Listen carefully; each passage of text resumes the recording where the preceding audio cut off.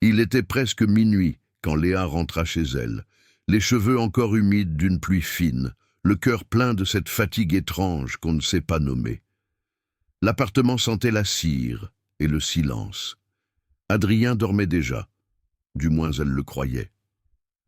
Depuis quelques semaines, leurs échanges s'étaient réduits à des gestes mécaniques, des mots tièdes prononcés entre deux brossages de dents. Tout semblait normal, trop normal. Pourtant, une tension invisible, presque électrique, circulait dans l'air comme un courant sous la peau. Elle posa son sac, retira ses chaussures et resta un instant immobile devant le miroir du couloir. Dans son reflet, quelque chose clochait. Pas dans son visage, mais dans la manière dont elle se voyait, absente, comme si elle vivait à travers quelqu'un d'autre. Adrien, lui, paraissait étrangement calme ces temps-ci, trop calme pour quelqu'un qui prétendait être au bord du burn-out. Il rentrait tard, parlait peu, évitait les regards, mais ses mains tremblaient parfois quand il saisissait son téléphone. Léa l'avait remarqué sans oser poser de questions. Ce soir-là, pourtant, un détail attira son attention. Une lueur bleue, persistante, venant du bureau qu'il gardait toujours fermé à clé. La porte était entrebâillée. Elle s'approcha, hésitante, puis s'arrêta net. Sur l'écran, des chiffres défilaient, des colonnes entières de montants en euros et un dossier nommé Lias. Adrien sursauta, claqua son ordinateur et la fixa avec ce regard qu'on ne reconnaît pas dans les gens qu'on aime. « Tu fouilles dans mes affaires ?» dit-il, la voix basse, étranglée. Elle balbutia un non, mais c'était déjà trop tard. Une fissure venait de s'ouvrir, silencieuse mais irréversible. Les jours suivants, la distance devint abyssale. Adrien s'absentait sans prévenir. Léa, elle, sentait sa maison devenir étrangère. Chaque objet semblait porteur d'un secret. Les rideaux tirés, le frigo presque vide, les factures empilées dans un tiroir qu'elle n'avait jamais ouvert. Un soir, poussée par une impulsion qu'elle ne sut pas expliquer, elle y glissa la main. Ce qu'elle trouva n'était pas des factures, mais des relevés bancaires d'une autre époque. Adrien y apparaissait sous un autre nom. Des transferts vers un compte offshore, des dépôts en liquide, parfois le même jour où ils prétendaient ne pas pouvoir payer leur loyer. Léa sentit son ventre se tordre. Tout son corps réagissait comme à une trahison ancienne. Elle tenta de rationaliser. Peut-être un vieux dossier, un malentendu, mais plus elle lisait, plus les chiffres formaient une toile qu'elle ne pouvait ignorer. Les nuits suivantes furent blanches. Adrien dormait d'un sommeil lourd, presque artificiel. Léa, elle, fixait le plafond cherchant à comprendre. L'amour peut-il vraiment aveugler à ce point? Quand elle en parla à son amie Clara, celle-ci fronça les sourcils. « Léa, fais attention. S'il te cache de l'argent, il te cache peut-être pire. » Cette phrase résonna en elle comme une alarme qu'on aurait voulu étouffer. Ce soir-là, elle prit une décision. Avant que tout explose, elle devait savoir la vérité. Elle attendit qu'Adrien parte au travail, puis retourna au bureau, son cœur battant si fort qu'elle crut qu'il allait la trahir. L'ordinateur était verrouillé, mais un carnet traînait sous la lampe. Dedans, des notes écrites à la hâte, transfert, couverture, ne pas mélanger. Et au milieu d'une page, un mot griffonné à l'encre rouge. Lisbonne. Ce mot, seul, suffisait à geler le sang. Elle comprit que ce n'était pas seulement une question d'argent, c'était une vie parallèle. Et si vous êtes déjà tombé sur quelque chose que vous n'auriez pas dû voir, vous savez ce vertige-là, ce frisson entre la peur et la lucidité. Léa sentit le sol se dérober sous ses pieds. Elle referma le carnet, remit tout en place et s'assit en silence. Pour la première fois depuis longtemps, elle se demanda qui était réellement l'homme avec qui elle partageait son lit. Si cette histoire vous intrigue, abonnez-vous, parce que ce n'est que le début. Ce qu'elle allait découvrir ensuite allait changer tout ce qu'elle croyait savoir sur lui et sur elle-même. Léa ne parvint pas à fermer l'œil cette nuit-là. Chaque fois qu'elle fermait les paupières, le mot Lisbonne s'imposait dans son esprit, comme une brûlure. Au petit matin, Adrien était déjà parti. Une tasse encore tiède trônait sur la table, témoin muet d'un départ trop précipité. Elle s'assit face à cette tasse, observant la vapeur s'échapper comme un souffle de vérité qui lui échappait toujours. Quelque chose ne collait plus depuis des mois, et maintenant, elle savait que ce n'était pas son imagination. Adrien avait 2 vies, et elle venait d'en effleurer la surface. Le jour passa lentement, étouffant. Elle tenta de travailler, mais son esprit restait ailleurs. En milieu d'après-midi, elle reçut un message de lui. « Je rentre tard, ne m'attends pas. » Aucun cœur, aucun mot tendre, rien, juste un ordre déguisé en phrases neutres. Ce détachement la blessa plus que tout. Elle décida de sortir, marcher, respirer, se sentir vivante autrement qu'à travers lui. Dans la rue, les visages défilaient, pressés, indifférents. Paris semblait plus froid que d'habitude. À chaque pas, Léa sentait naître en elle un mélange étrange de colère et de lucidité. Au café du coin, elle croisa Clara, qui la regarda comme on regarde quelqu'un au bord d'une falaise. « Mais tu dois te protéger », lui dit-elle simplement. Léa acquiesça, mais au fond, elle savait qu'il était déjà trop tard pour reculer. Ce soir-là, elle retourna chez elle plus tôt, décidée à fouiller davantage. Dans la penderie d'Adrien, derrière une pile de chemises impeccablement pliées, elle découvrit une boîte métallique. À l'intérieur, des liasses d'euros, soigneusement rangées par paquets de 10 000. Et un passeport. Pas au nom d'Adrien, mais d'un certain Mathieu Renaud. Son souffle se coupa. La photo ne laissait aucun doute. C'était lui. Elle sentit ses doigts trembler, son cœur battre dans ses tempes. Elle referma tout, remit la boîte en place, puis s'effondra sur le sol, les yeux vides. Le bruit de la serrure la fit sursauter. Adrien rentrait. Elle eut à peine le temps de se relever. Il la regarda, soupçonneux, mais ne dit rien. Il posa sa veste, embrassa distraitement son front et alla se doucher. Léa resta debout dans le couloir, figée, incapable de respirer normalement. Elle devait partir. Mais comment quitter quelqu'un qu'on n'a pas encore affronté ? Après tout, elle ne savait rien de concret, rien qu'un prénom, un carnet et de l'argent. Pourtant, au fond d'elle, tout était déjà clair. Adrien mentait, et pas à moitié.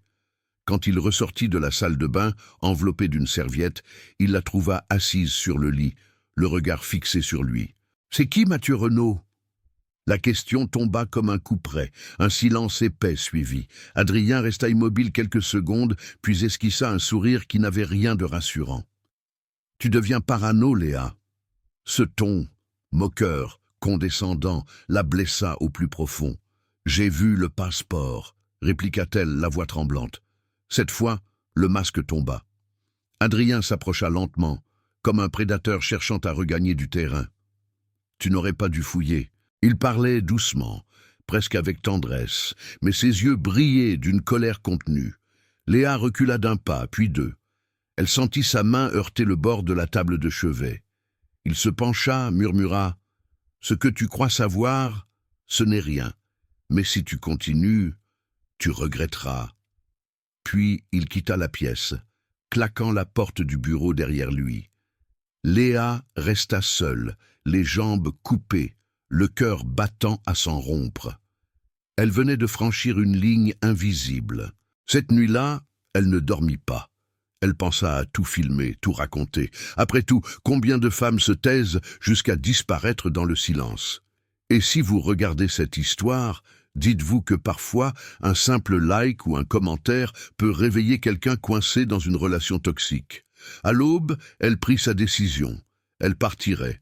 Pas demain, pas plus tard. Maintenant. Mais ce qu'elle ignorait encore, c'est qu'Adrien, ou Mathieu, avait déjà compris qu'elle savait trop. Le matin se leva sur un silence anormal. L'air semblait plus lourd, saturé d'une tension invisible. Léa fit sa valise en retenant son souffle, chaque geste calculé, chaque fermeture éclair résonnant comme un coup de tonnerre.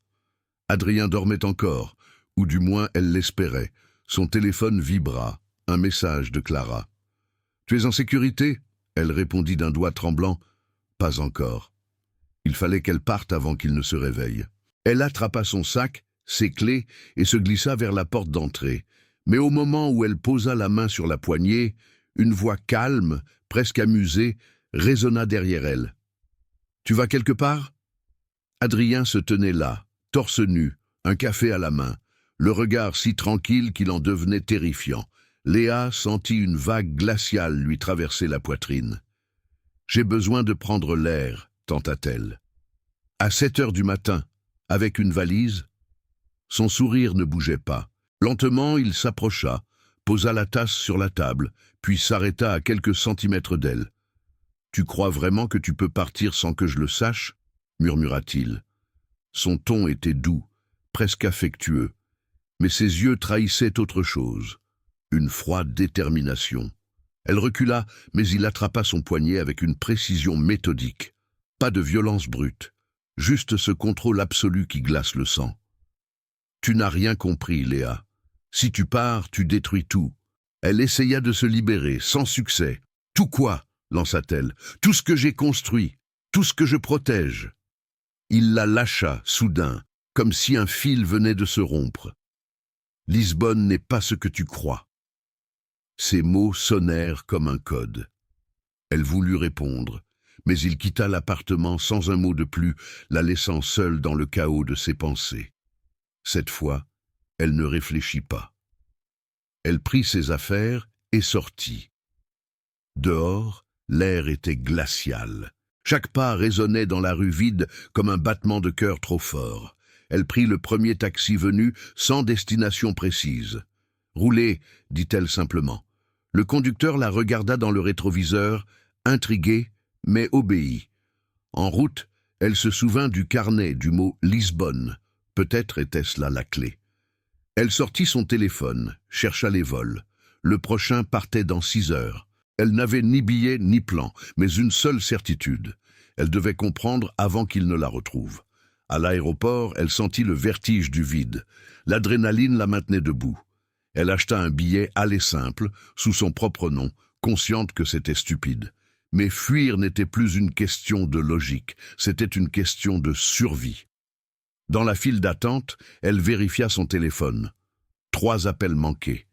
Un message vocal. « Léa, tu fais une erreur. Reviens. On peut encore réparer ça. » Sa voix douce, presque tendre, la fit trembler. Comment pouvait-il encore sonner sincère? Elle supprima le message. Quand elle monta à bord, elle sentit un mélange d'euphorie et de panique. Elle regarda par le hublot. Paris s'éloignait. Elle se dit que c'était la première fois qu'elle fuyait quelqu'un qu'elle aimait, et peut-être aussi la dernière. Pendant le vol, ses pensées tournaient en boucle. Qui était vraiment Adrien? D'où venait cet argent? Et pourquoi Lisbonne? À son arrivée, elle prit une chambre modeste dans un quartier discret. La ville baignait dans une lumière dorée, presque irréelle. Mais Léa n'y voyait que des ombres. Elle passa la soirée à parcourir des forums, des bases de données, tout ce qu'elle pouvait trouver sur Mathieu Renaud. Rien, comme s'il n'avait jamais existé. Et pourtant, quelqu'un l'observait. Elle le sentit avant même de le voir. Une silhouette en bas de l'hôtel, fumant une cigarette, regard fixé sur sa fenêtre. Elle éteignit la lumière, se plaqua contre le mur, le souffle court. Le téléphone vibra à nouveau. Numéro inconnu. Un message. « Tu ne devrais pas être là. » Léa sentit son cœur se figer. Ce n'était pas Adrien. C'était pire. Quelqu'un d'autre savait. Si vous regardez encore, c'est le moment de vous abonner. Parce que ce qui allait suivre allait faire basculer cette histoire dans un autre monde. Celui où l'amour, la peur et l'argent se confondent jusqu'à devenir mortels. La nuit s'étira comme une corde tendue. Léa resta éveillée, dos contre la porte de sa chambre, la respiration coupée, chaque craquement du plancher résonnant comme une menace. Le message clignotait encore sur l'écran de son téléphone. « Tu ne devrais pas être là. » Pas de nom, pas de numéro visible. Juste cette phrase, glaciale dans sa simplicité. Elle voulut appeler Clara, mais il était trop tard, et surtout, elle avait peur d'impliquer quiconque. Elle se leva, s'approcha lentement de la fenêtre et écarta le rideau. La silhouette en bas avait disparu. Seul restait un mégot encore fumant sur le trottoir, visible depuis le 4e étage. Ce détail, insignifiant pour d'autres, suffit à lui retourner l'estomac. Elle savait maintenant qu'elle était suivie. À l'aube, elle descendit dans le hall de l'hôtel, paya une nuit d'avance et demanda à changer de chambre, pour la vue, prétexta-t-elle. Le réceptionniste haussa les épaules sans poser de questions. Elle prit une chambre à l'étage supérieur, donnant sur une cour intérieure. Moins de lumière, mais plus de sécurité. En remontant, elle croisa une femme dans le couloir, la quarantaine, tailleur sobre, regard perçant. Elles échangèrent un bref salut. Léa sentit un frisson la parcourir. Il y avait dans cette femme quelque chose de professionnel, trop professionnel pour être simple touriste. Dans sa nouvelle chambre, elle sortit le carnet d'Adrien et feuilleta de nouveau les pages. Cette fois, elle s'attarda sur un mot qu'elle n'avait pas remarqué. Alma. Écrit en majuscules, entouré d'un cercle noir. En cherchant sur Internet, elle tomba sur une société basée à Lisbonne. Alma Investments. Un fonds privé aux activités opaques, souvent cité dans des affaires de blanchiment. Et parmi les noms associés, Mathieu Renaud. Ses doigts devinrent moites. C'était donc réel. Adrien ou Mathieu travaillaient pour eux, ou avec eux. Et elle venait de débarquer dans leur territoire. Un bruit dans le couloir la fit sursauter. Elle rangea le carnet sous l'oreiller, puis colla l'oreille contre la porte. Rien. Juste le ronronnement lointain de l'ascenseur. Elle ouvrit quand même, prudemment. La femme du tailleur se tenait là, téléphone à la main, comme si elle attendait quelqu'un. Leurs regards se croisèrent. « Madame Morel ?» dit la femme avec un accent français impeccable. Léa hésita. « Oui, pourquoi ? Je travaille pour un homme qui veut vous parler. Ce n'est pas ce que vous croyez. » Son ton était neutre, professionnel, mais ses yeux, eux, semblaient chargés d'urgence.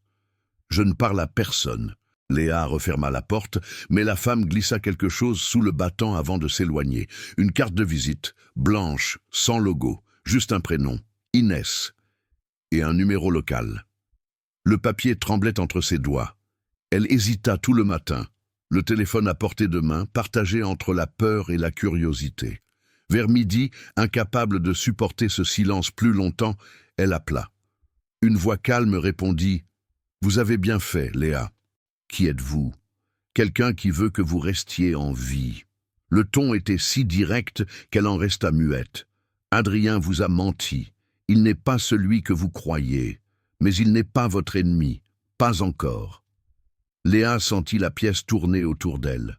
« Expliquez-vous. » « Pas ici. Ce soir, 19h, Miradouro de Santa Luzia. Venez seul. » Puis, la ligne coupa. Elle resta figée, le téléphone collé à l'oreille, comme si une partie d'elle refusait d'admettre que tout cela était réel. La journée passa dans une brume d'angoisse. Elle sortit à la tombée du jour, dissimulant sa peur sous une veste beige trop fine pour le vent. Lisbonne brillait d'une lumière orange, les pavés encore humides d'une pluie récente. En haut du belvédère, la ville s'étalait comme un tableau, calme, presque trompeusement paisible. Inès était déjà là. Elle fumait, le regard fixé sur le Tage. « Vous êtes venu. Bien. Pourquoi moi ? Pourquoi m'aider ?» demanda Léa. Inès jeta sa cigarette et se tourna vers elle. Parce que vous êtes le seul lien qu'il reste à Adrien avec la réalité. Et parce qu'il est sur le point de tout perdre. Perdre quoi ? Sa couverture. Ces mots eurent l'effet d'un électrochoc. Sa couverture ? Inès hocha la tête. Adrien travaille pour Alma, oui, mais pas comme vous le pensez. Il infiltrait un réseau de blanchiment. Quelqu'un l'a trahi. Et maintenant, il le traque. Vous incluse. Léa recula d'un pas, le souffle court. Je dois partir d'ici. Inès posa une main sur son bras. Si vous partez maintenant, ils vous trouveront avant le matin. Une voiture noire passa lentement devant le belvédère. Les deux femmes se turent. Les vitres teintées reflétaient les lumières de la ville. Inès murmura « Ils sont déjà là ». Léa sentit la panique remonter comme une vague. « Qu'est-ce que je dois faire ?» Me faire confiance. Et dans ce simple échange, Léa comprit qu'elle venait d'entrer dans une histoire bien plus grande qu'un simple secret d'argent. Si vous regardez encore, c'est maintenant qu'il faut rester. Parce que ce qui allait suivre allait tout faire exploser. Les mensonges, les masques et l'amour lui-même. Le lendemain, je me suis levé avant l'aube. Une tension électrique vibrait dans l'air, comme si la maison elle-même savait que j'étais sur le point de briser un secret. J'ai remis la clé dans ma poche, enroulée dans un mouchoir, et j'ai attendu qu'il parte courir, comme chaque matin à 6 heures précises. La porte a claqué. Le silence s'est étendu. Mon cœur cognait si fort que j'avais l'impression qu'il allait réveiller les murs. J'ai traversé le salon, pieds nus, sans allumer la lumière. L'ombre du coffre dessinait une tache plus sombre encore sur le plancher. Je me suis accroupi. La clé a tourné sans résistance, comme si elle attendait ce moment depuis toujours. Un petit clic, puis un souffle froid, presque imaginaire. J'ai ouvert le couvercle. À l'intérieur, il n'y avait ni armes, ni bijoux, ni documents secrets, juste des enveloppes, des dizaines d'enveloppes. Certaines épaisses, d'autres fines, toutes marquées de noms différents. Des femmes, pour la plupart. Des adresses d'hôtels, de villes où il n'avait jamais dit avoir mis les pieds. Et dans chaque enveloppe, des reçus de virements, des copies de contrats, et des lettres qu'il avait écrites à chacune d'elles, toujours avec le même ton. Protecteur, tendre, manipulateur. J'ai senti mon estomac se tordre. C'était pire que ce que j'imaginais. Il ne menait pas une double vie, il en menait 10. Et l'argent ? Il provenait de ces femmes, pas d'un héritage, pas d'un investissement. Ils vivaient littéralement de leurs illusions, tissant des promesses d'avenir contre leurs économies. J'ai pris une des lettres au hasard. Elle était adressée à une certaine Élise. Je t'enverrai ma part dès que le transfert sera débloqué. Fais confiance au processus, ma chérie. Le même mensonge qu'il m'avait servi quelques mois plus tôt. Je n'ai pas pleuré. Pas encore. La colère était trop dense pour laisser place aux larmes. J'ai photographié tout le contenu avec mon téléphone, chaque feuille, chaque preuve. Puis j'ai tout remis en place aussi soigneusement que possible. Le couvercle s'est refermé avec un son sec, celui d'une vérité désormais impossible à ignorer. Quand il est revenu, essoufflé, une goutte de sueur glissant le long de sa tempe, j'étais assise à la table du petit déjeuner. Il m'a souri, comme si de rien n'était. « Tu es levé tôt aujourd'hui. » J'ai répondu calmement. « Oui, j'ai mal dormi. » Il n'a rien soupçonné, pas encore. Mais à cet instant précis, je savais déjà que ma vie avec lui était terminée. Restait à décider comment j'allais tourner la page, discrètement ou avec fracas. Et une petite voix en moi, glaciale, murmurait que ce secret-là méritait d'éclater au grand jour. Le lendemain, tout paraissait normal. Trop normal. Il sifflotait en préparant son café, vérifiait ses mails, m'embrassait distraitement sur la joue. Je jouais le rôle à la perfection. La petite amie docile, légèrement fatiguée, mais toujours amoureuse. En réalité, chaque regard que je lui lançais était un calcul, chaque mot, une stratégie. J'avais en main toutes les preuves et j'allais les utiliser. Je n'ai rien dit ce jour-là, ni le suivant. J'ai attendu, j'ai observé. Il passait beaucoup d'appels, toujours dehors, souvent tard. J'ai fini par comprendre qu'il préparait un nouveau projet. Traduction, une nouvelle proie. Une femme qu'il séduirait, flatterait, puis viderait de sa confiance et de son compte bancaire. Pas cette fois. J'ai créé une adresse mail anonyme. J'ai contacté 2 des femmes dont j'avais les lettres, Élise et Marianne. Je leur ai simplement écrit « Je crois que nous avons été dupés par la même personne, je peux le prouver. » Quelques heures plus tard, leurs réponses ont afflué. L'une d'elles m'a appelé en larmes. L'autre, froide et déterminée, m'a dit « Je savais qu'il y avait quelque chose. » En quelques jours, nous étions 3, puis 5, puis 8. On a monté un dossier, photos, transferts, messages vocaux, une véritable toile d'araignée. Et moi, au centre, guidant tout en silence. Je n'étais plus la victime, j'étais l'architecte de sa chute. Entre-temps, j'agissais comme si de rien n'était. Je lui faisais des dîners, je riais à ses blagues, je l'écoutais parler de ses investissements. Parfois, j'avais presque pitié de lui, presque. Puis je repensais au visage des femmes ruinées, humiliées, et la pitié s'évaporait.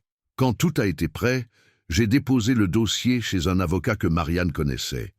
Il a levé les yeux du tas de feuilles, impressionné. S'il a fait tout ça, il est fichu.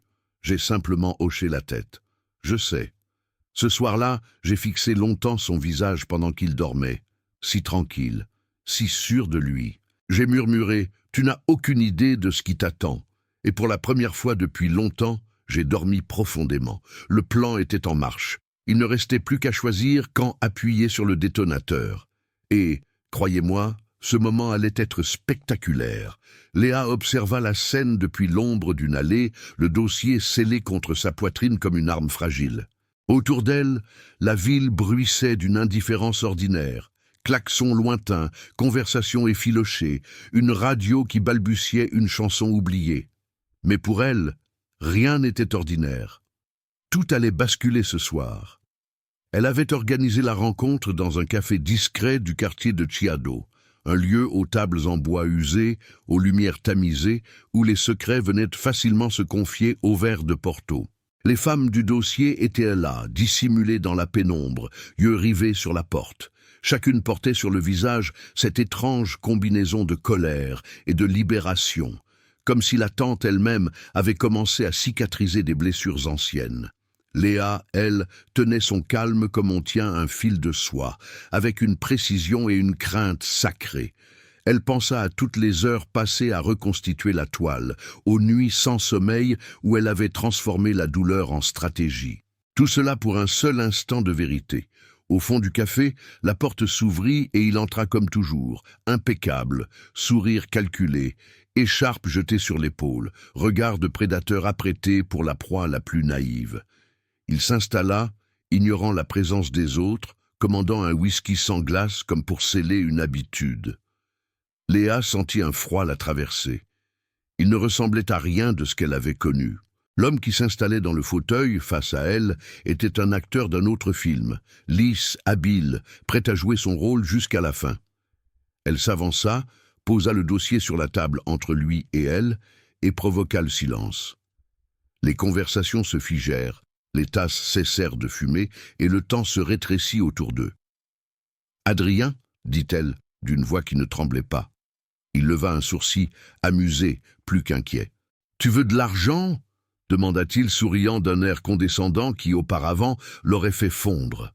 Elle secoua la tête. « Non, je veux que tu regardes ce que tu as fait. » Elle déploya les preuves, copies de relevés, captures d'écran, lettres, messages vocaux, photos de transfert, preuves tangibles d'un réseau de manipulations et d'extorsions.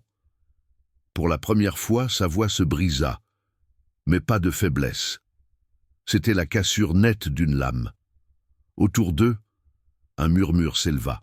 Il tenta de sourire, puis de désamorcer. « Ce n'est pas ce que tu crois. » Les femmes se levèrent, l'une après l'autre, et récitèrent leur version. La confiance achetée, les promesses, les économies dissipées, les vies mises à nu. Chaque récit était une gifle, chaque détail une preuve. Adrien pâlit. Il tâcha de maintenir sa calme, mais sa main, tremblante, la trahit. Il chercha une porte de sortie. Un regard complice, un mensonge déjà prêt, mais la pièce entière semblait s'être retournée contre lui. Une cliente proche sortit son téléphone et commença à filmer, discrètement d'abord, puis ouvertement lorsque le ton monta. Les images, pensa Léa, voyageraient, et ce soir même, elles pourraient suffire à achever les mensonges. Adrien se leva d'un bond, sa dignité se transformant en courroux. Il pointa son doigt accusateur vers Léa.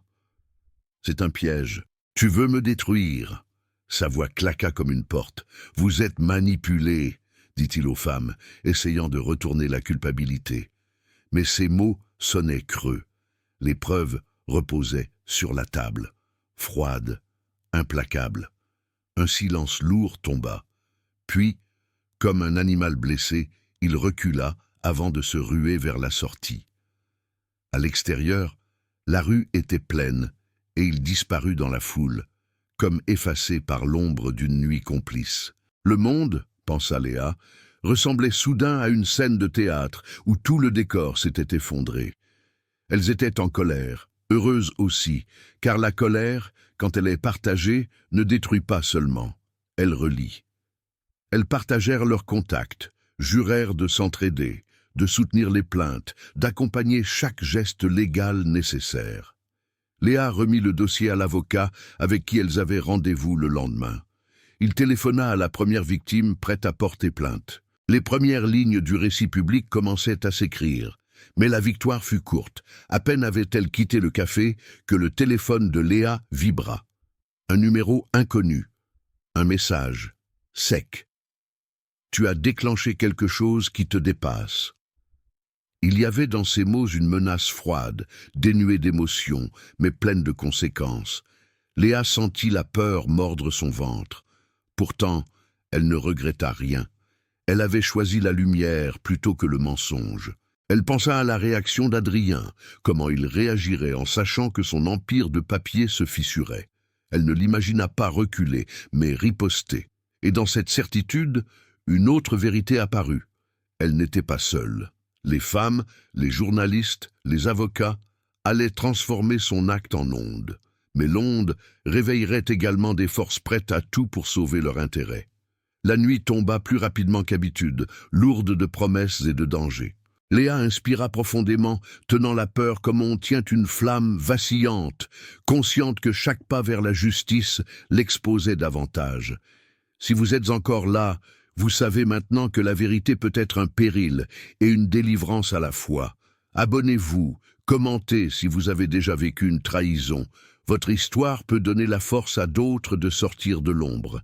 Elle sentit également, sans s'y attendre, une vieille liberté revenir, celle de choisir. La suite serait dangereuse, imprévisible, mais désormais la colère avait un sens. Reconstruire. Et elle était prête. Une dernière pensée traversa son esprit. La vérité n'efface pas les cicatrices, mais elle interdit à ceux qui blessent de recommencer impunément, et cela suffisait pour avancer. Les jours suivants furent un vertige. L'affaire avait pris de l'ampleur. Les preuves circulaient déjà sur des forums, dans des groupes privés, et certaines images du café avaient filtré sur les réseaux. La vidéo de la confrontation, 38 secondes d'une intensité glaciale, avait été partagée plus de 10 000 fois en une nuit. On y voyait Adrien blêmir, tenter de fuir. Le titre qui tournait partout, le manipulateur démasqué par ses victimes. Léa observait l'écran de son téléphone, abasourdie par la vitesse à laquelle tout s'emballait. Elle n'avait rien prévu de tel. Mais Adrien, lui, ne disparut pas. Il se terra quelques jours, puis contre-attaqua. Il avait de l'argent, des contacts, une réputation d'homme charmant et mal compris. Il lança une campagne discrète, engagea des avocats, fit circuler l'idée qu'il était victime d'un complot féministe. Les menaces commencèrent à pleuvoir sur Léa. Des mails anonymes, des appels nocturnes où personne ne parlait, juste un souffle, lent, régulier. Une fois, une lettre fut glissée sous sa porte. « Tu crois pouvoir tout détruire sans payer le prix ?» Elle ne céda pas. Mais la peur s'installa, sourde et constante, dans chaque recoin de son quotidien. Elle vérifiait 2 fois si la porte était verrouillée, sursautait au moindre bruit. Parfois, en marchant seule le soir, elle avait l'impression d'être suivie. Une silhouette derrière, un pas trop proche, une ombre qui persistait trop longtemps. Peut-être était-ce son imagination, ou peut-être pas. Pourtant, malgré la peur, elle refusa de se taire. Avec Marianne, elles avaient pris contact avec une journaliste d'investigation, une femme expérimentée, connue pour ses reportages sur les escroqueries financières. Elles lui remirent les dossiers, les témoignages, les transferts bancaires. La journaliste écouta en silence, puis déclara « Ce n'est pas seulement une histoire de manipulation sentimentale, c'est une organisation. » Cette phrase résonna dans la tête de Léa comme une explosion, une organisation. Adrien n'était peut-être pas qu'un homme cupide, il pouvait être le visage visible d'un réseau plus vaste, celui qui exploitait la vulnérabilité comme une marchandise. L'idée fit naître en elle une colère nouvelle, froide et lucide. La journaliste accepta de lancer une enquête. En échange, elle demanda le silence médiatique total pour ne pas compromettre les preuves. Léa accepta. Elle se coupa du monde, supprima ses réseaux, changea de numéro, évita même ses amis proches. Elle vécut dans une bulle de méfiance et de détermination. Mais un soir, en rentrant chez elle, elle trouva sa porte entr'ouverte. Rien ne semblait manquant, pourtant tout avait été déplacé, légèrement. Un cadre de travers, un tiroir mal refermé, une tasse laissée à moitié pleine sur le comptoir. Quelqu'un était venu. Pas pour voler, mais pour avertir. Léa comprit le message. On savait où elle vivait. On savait qu'elle ne se tairait pas. Et on la laissait sentir cette menace, subtile mais omniprésente. Elle s'assit sur le canapé, le cœur battant, regardant la lumière des réverbères glisser sur le sol. Une pensée obsédante la traversa. Si je renonce, il gagne. Mais si je continue, je risque tout. Elle prit une grande inspiration, ferma les yeux et pensa à toutes celles qui, avant elle, n'avaient jamais pu parler. C'est à ce moment-là qu'elle reçut un message de la journaliste. « Demain, 10 heures, apporte tout ce que tu as, on va plus loin. » Léa sourit, malgré la peur. Elle avait peur, oui, mais elle n'était plus seule. Et dans le fond, c'est cela qui terrifiait Adrien et ceux comme lui. Quand les victimes cessent de l'être, si vous regardez encore, si vous ressentez cette tension, c'est que l'histoire vous touche. Laissez un like, un mot, un signe. Parce que ce que Léa allait découvrir ensuite dépassait la simple vengeance. Ce n'était plus une histoire d'amour, c'était une guerre. L'ombre derrière lui. La journaliste s'appelait Clara Morel. Une femme à la voix calme, mais dont le regard ne laissait aucune illusion. Elle savait ce que le danger signifiait. Lorsque Léa arriva à la rédaction, un matin gris et étouffé de pluie, Clara l'attendait déjà, penchée sur un dossier épais. « Adrien n'est qu'un pion, » dit-elle sans préambule. « Regarde ça. Sur l'écran, des tableaux de transferts financiers s'enchaînaient, reliant des comptes situés à Dubaï, Lisbonne, Genève, tous reliés à des sociétés écrans. Et au centre, un nom revenait sans cesse. Fondation Atlas. Léa sentit un frisson lui parcourir l'échine. « C'est quoi cette fondation ?» demanda-t-elle. Clara inspira lentement. Un réseau de consultants, d'investisseurs, de recruteurs, qui utilisent des hommes comme Adrien pour manipuler, séduire, dépouiller des femmes isolées et fortunées. Une entreprise du chantage émotionnel. Léa resta muette. Elle avait cru tomber amoureuse d'un homme.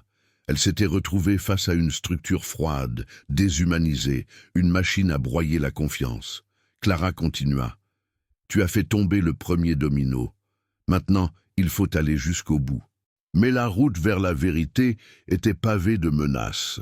3 jours plus tard, Clara reçut une lettre sans expéditeur, une photo d'elle prise à distance, dans la rue. En bas, un message. « Reste en dehors de ça. » Elle haussa les épaules devant Léa, feignant la tranquillité. C'est le prix de la vérité. Mais Léa voyait bien la crispation dans ses doigts, la fatigue dans ses yeux. Elles décidèrent de rencontrer un ancien associé d'Adrien, un homme nommé Rémi Duarte, qui avait quitté le réseau quelques années plus tôt. Le rendez-vous eut lieu dans un parking souterrain, à minuit. Rémi fumait nerveusement, les yeux cernés, la voix cassée. « Vous ne comprenez pas, Adrien n'est qu'un visage. Il y en a d'autres, partout, des dizaines. Chaque fois qu'un tombe, un autre prend sa place. » Il se tourna vers Léa. « Ils ne te laisseront pas tranquille. Tu as touché à leur argent. » Cette phrase résonna comme une condamnation. Clara enregistra tout. Rémi lui donna une clé USB. Dedans, il y a les listes, les comptes, les noms. Puis il s'en alla, disparaissant dans la nuit sans se retourner. De retour à son appartement, Léa n'arrivait pas à dormir. Elle inséra la clé dans son ordinateur. À l'écran, un océan de données, transactions, adresses, courriels cryptés. Et au milieu de tout cela, une ligne attira son attention. Une société nommée Miraven Holdings, enregistrée à son nom, son propre nom. Elle sentit le sang quitter son visage. Adrien avait ouvert un compte à l'étranger, utilisant sa carte d'identité, son numéro fiscal. Tout ce qu'il avait volé, tout ce qu'il avait transféré, passait désormais par elle. En un instant, elle comprit. Elle n'était pas seulement une victime, elle était la couverture. S'il tombait, c'est elle qui irait en prison. Tout son corps se figea. Clara tenta de la rassurer. « On a des preuves, Léa. On peut prouver que tu as été manipulée. » Mais Léa savait que la justice était lente et que les réseaux de pouvoir, eux, agissaient vite. La nuit suivante, une voiture noire resta garée devant chez elle, moteur allumé. Puis une autre le lendemain. Elle photographia les plaques, les envoya à Clara. « Ils veulent me faire peur, dit-elle, alors qu'ils devraient se souvenir de ce que je leur ai fait la dernière fois. » Cette fois, elle n'allait pas seulement se défendre. Elle allait attaquer. Elle prit la clé USB, la dupliqua et envoya une copie chiffrée à plusieurs médias indépendants. « S'il m'arrive quelque chose, tout sortira », écrivit-elle dans le mail. Un acte simple mais lourd comme un verdict. Quelques heures plus tard, Adrien la contacta. Un message vidéo, enregistré à la hâte. « Tu penses m'avoir détruit, Léa. Regarde autour de toi, tu n'as plus rien. Même ton nom est à moi. » Son sourire, cette arrogance tranquille, lui donna presque envie de rire. « On verra, » murmura-t-elle. Ce soir-là, elle regarda la pluie couler sur les vitres. Dans le reflet, son visage paraissait étranger, plus dur, plus clair. Elle n'était plus la fille qui avait découvert une trahison. Elle était devenue la menace. Si vous êtes encore là, dites-le en commentaire. Jusqu'où iriez-vous pour laver votre nom? Ce que Léa s'apprêtait à faire dans la partie suivante allait changer tout. Pour Adrien, pour elle, pour tout le monde. La dernière vérité. L'aube se levait lentement sur Lisbonne, déchirant le brouillard qui couvrait la ville d'une brume argentée. Léa n'avait pas dormi. La clé USB reposait sur la table, témoin muet d'une guerre qu'elle n'avait jamais voulu mener, mais qu'elle refusait désormais de perdre. Clara dormait sur le canapé, épuisée. La veille, elles avaient envoyé les dossiers à plusieurs rédactions. Et à présent, tout pouvait exploser d'un moment à l'autre. À 8h17, le téléphone vibra. Une notification. Le premier article venait d'être publié. Un réseau international de manipulation émotionnelle et financière démantelé. La Fondation Atlas sous enquête. Le nom d'Adrien apparaissait en pleine page, accompagné d'une photo où son sourire semblait déjà faux, presque grotesque. Léa sentit ses jambes fléchir. Elle n'aurait jamais imaginé voir ce jour, mais la victoire eut un goût étrange, amer. Car à mesure que la vérité se répandait, les réactions fusaient. Des femmes du monde entier reconnaissaient les mêmes techniques, les mêmes mots, les mêmes visages.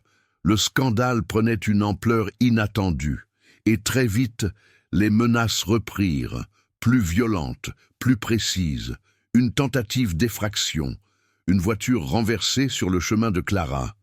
Le prix du silence n'avait jamais été aussi clair. Pourtant, au lieu de se cacher, Léa décida de parler. Cette fois, à visage découvert, elle contacta un journaliste de télévision.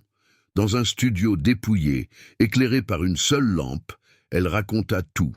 La rencontre, la séduction, la trahison, la peur, la résistance. Sa voix tremblait parfois, mais son regard ne fuyait jamais. « Je ne veux pas qu'on me voie comme une victime, » dit-elle à la fin. « Je veux qu'on entende ce que font les monstres quand on les laisse agir dans le noir. » L'interview devint virale. Des milliers de partages, des centaines de commentaires de soutien et surtout des femmes qui racontaient à leur tour leurs histoires. Léa lut chaque mot, chaque témoignage, sentant que quelque chose de plus grand venait de naître. Ce n'était plus une affaire isolée. C'était un mouvement. Adrien, lui, fut arrêté 2 semaines plus tard, à Genève. Tentative de fuite, faux passeport, détournement d'actifs. L'image de son arrestation fit le tour du monde. Un homme menotté, le regard vide, cerné de policiers. Léa la regarda sans triomphe. Juste un profond silence. La justice, pensa-t-elle, n'efface pas les cicatrices, mais elle empêche qu'on les rouvre. Un soir, alors qu'elle se promenait sur les quais, le vent dans les cheveux, Clara à ses côtés, Léa dit doucement « Tu crois qu'il changera ?» Clara sourit tristement. Les gens comme lui ne changent pas, mais le monde, peut-être. Elles restèrent là un moment, observant la rivière qui reflétait les lumières des ponts, comme si la ville elle-même respirait enfin. Léa se souvenait du jour où tout avait commencé. Elle croyait alors fuir une rupture. En réalité, elle avait mis le feu à une machinerie de mensonges. Et au milieu de ce chaos, elle s'était reconstruite, morceau par morceau, jusqu'à devenir plus forte que tout ce qui avait tenté de la briser. Ce soir-là, en rentrant chez elle, elle ouvrit son ordinateur une dernière fois. Dans sa boîte mail, des dizaines de messages. Certains la remerciaient, d'autres demandaient comment aider. Elle prit une grande inspiration, puis écrivit simplement « N'ayez pas peur de dire la vérité, même quand elle fait trembler le monde. » Elle cliqua sur « Publier », puis ferma l'écran. Le silence revint, doux, presque apaisé. La peur s'était tue, remplacée par quelque chose de plus solide, la certitude. Et si vous êtes encore là, vous savez que cette histoire n'est pas seulement celle de Léa. C'est celle de toutes celles et ceux qui ont osé regarder la vérité en face. Si vous avez ressenti quelque chose, laissez un signe, un mot, un partage. Parce que parfois, un simple commentaire peut être le début d'une révolution silencieuse. Dans la nuit, le vent s'éleva à nouveau, emportant la dernière trace du mensonge. Et Léa, enfin, ferma les yeux sans crainte. Elle n'avait plus besoin de fuir. Elle avait gagné bien plus qu'un combat. Elle avait repris son nom.